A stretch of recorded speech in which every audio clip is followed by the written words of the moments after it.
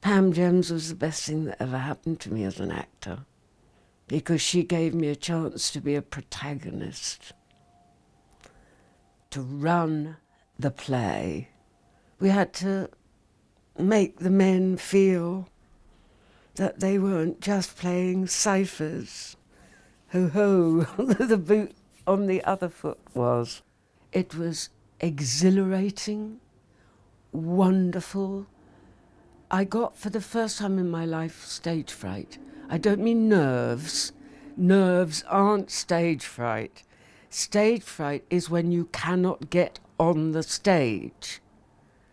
I locked myself in the ladies' lavatory on the first dress rehearsal because it was just such an enormous mountain range I was going to have to climb. And I wouldn't come out. And they banged on the door. They sent Zoe to beg me to come out. I've never been so terrified in my life. And Zoe always says I was brave, but she forgets the time I shut myself in the ladies' lavatory and I wouldn't come out. And I'd never had experience of that before. Not even in Shakespeare. I mean, Rosalind is a third the size of Hamlet. And Queen Catherine of Aragon, nowhere near the size of Henry or Wolsey. I mean, in most Shakespeare plays, the women are outnumbered 8-1. And in fact, we had to take care of the men because the boot was on the other foot. It was a play about women. It was a play about Piaf and her half-sister, about Piaf and her secretary, about Piaf and Marlene Dietrich, who used to walk her up and down to sober her up. A great lady, Pam, a great woman, great personality, a force of nature, and you couldn't not love her for her bravery in approaching subjects like Piaf. Pam understood the roughness of Piaf. It was an extraordinary voice coming out of this little misshapen, ugly little woman. I was completely at sympathy and very in tune with the kind of women that Pam was writing about and her love for Piaf.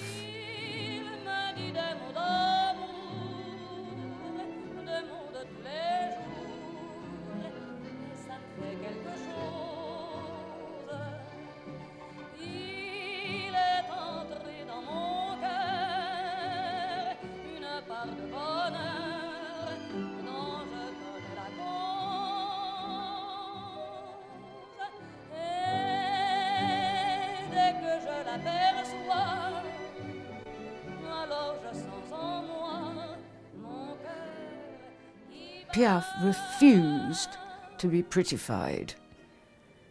She said, no, I sing in my black dress. And there are a few photographs where they've tried to make her look very sort of 50s, and they're ghastly. Peter Brook gave me the biggest tip about playing Piaf, because of course she never performed in England. He saw her at the Olympia in Paris, and he said there were two women. There was the woman who walked from the wings to the microphone, and there was the woman who sang. And of course that was the most wonderful note for me. After we played Piccadilly, we were then approached to go to New York. I said, I don't want to go to New York. I really don't want to go to New York. I can only play this play in repertoire. If you make me play it all the time, it will kill me. It's like the Himalayas. And I'm not a professional singer, so I had to fight every step of the way. Eventually I got the 7 performances, not the 8. But even then it was a struggle. I'm an actor, not a singer. But the one thing that got me through it was that Pam had chosen, and then Howard, the director, had chosen plays that songs, sorry, the Freudian slip, songs that were narrative ballads. So I could approach them as an actor. What a wonderful role, the best role I've had in my life. But it cost physically, as I said. I lost the use of my arm for a year.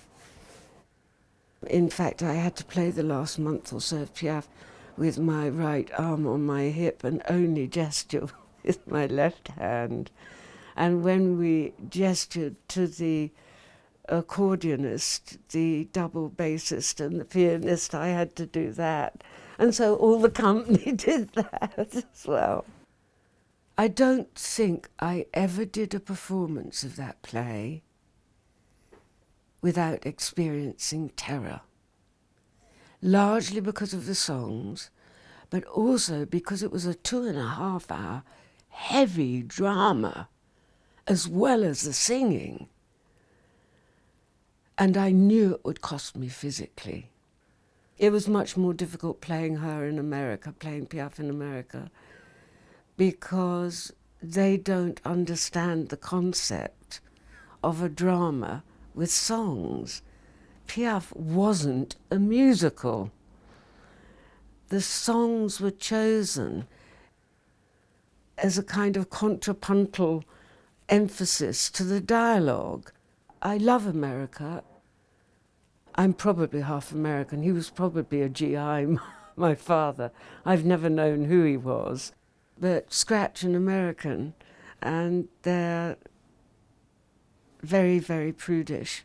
And I was interviewed about the urination scene, and I strung along a few journalists saying, oh, the scene where I pee on the floor, like Piaf did, because Papa Lapotaire invited her to his table, and she drank the finger bowl, not realising that after she'd eaten the crevette or whatever it was, you wash your hands with the water that's got lemon in it.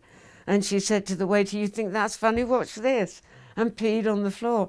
And I used to say to journalists, well, at 4 o'clock, I have a litre of water, and then at 4:45, I drink a pint of milk, and then at 7:15, I have 3 Coca-Colas, just so that, at 8:10 every evening, I can pee on the floor. I said, it's a tube with a rubber ball and I press on it. In fact, sometimes it used to leak in my shoe before I got to the point, and there was hardly anything. So nobody in England in the newspapers had ever called it the urination scene, ever. Nobody had even really paid any attention to it. But when I got to America, isn't it a bit riskaroo? And I mean, that's why I love Pam. It's pretty shocking having a woman pee on stage. When we did the Tony Award show, I was bottom of the bill in my old black dress with smeared lipstick. We got rid of the wig because the wig was doing the performance. I just screwed up my hair with Kirby grips. I think you call them bobby pins in the States. And I was in the dressing room with Angela Lansbury. And I can't remember the other people. And they were all in their sequins and their fishtail gowns. And there was I in this second-hand black dress from Oxfam. And I wouldn't let my son come to the Tony Award ceremony. I took our beloved musical director, Michael Danziger, because they'd asked me if I would sing a Piaf song at the bottom of the bill before all the proper singers sang. And I did, and had no notion, not a hope in hell. I was up against Glenda Jackson and Elizabeth Taylor and Eva Le Gallienne, who's like our Peggy Ashcroft. And I thought, well, Eva Le Gallienne's bound to get it, or Elizabeth Taylor. The nominees for Outstanding Performance by an Actress in a Play are Glenda Jackson, Rose, Jane Lapotaire, Piaf, Viva la Galleon. To Grandmother's house we go. Elizabeth Taylor, The Little Foxes. And the winner is...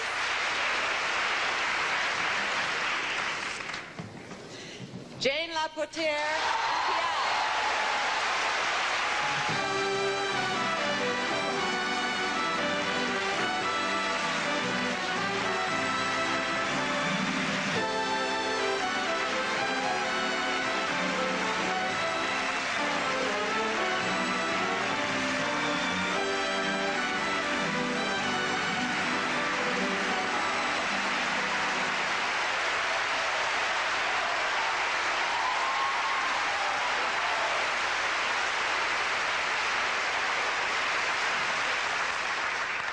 Thank you very much. I didn't expect to be up here at all.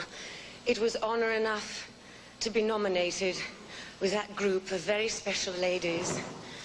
But now that I have got this award, I'm very proud of it.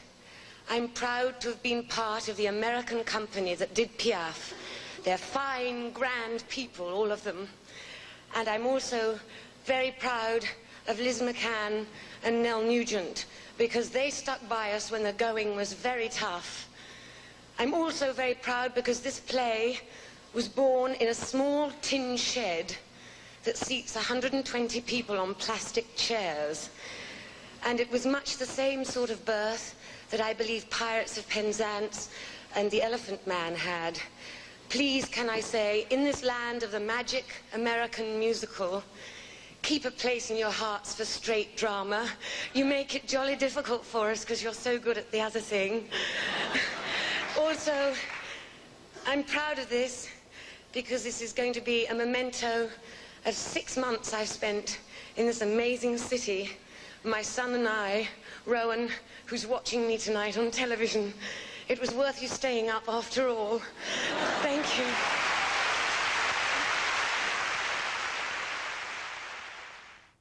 It made my working life go on to a different level. It was also, of course, great for the RSC. I'd won 3 of the 4 English awards, but I wouldn't have won the Evening Standard Award because they knew I was too left-wing.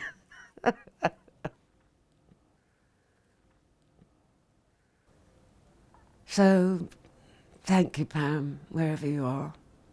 I mean, what guts to start writing in your middle years.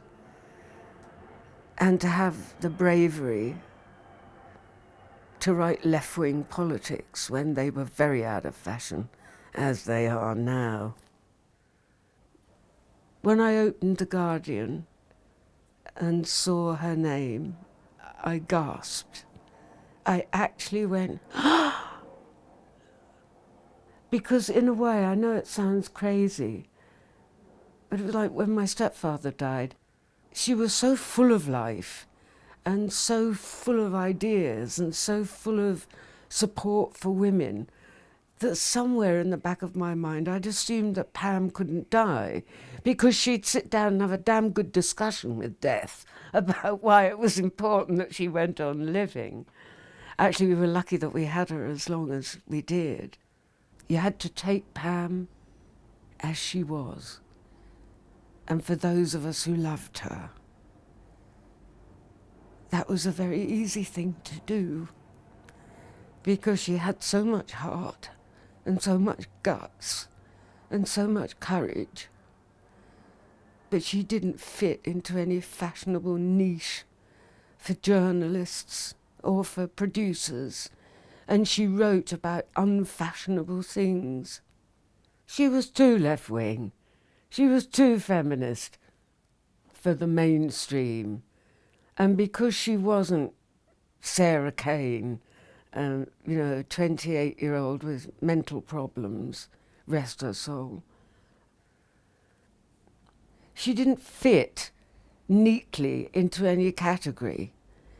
I suppose it was that side of Pam that made people feel uncomfortable. But look what she gave us actors. God rest her soul. Oh, she'd probably say, "Oh, darling, I don't want any of that nonsense." Oh, I don't want any of that nonsense. Let's have a gin and tonic. She was a force to be reckoned with. And there weren't many women playwrights around. Carol Churchill has always held her own, but she tends to be, and I love her work, academic. You know, on the intellectual side, Pam was all heart and all guts.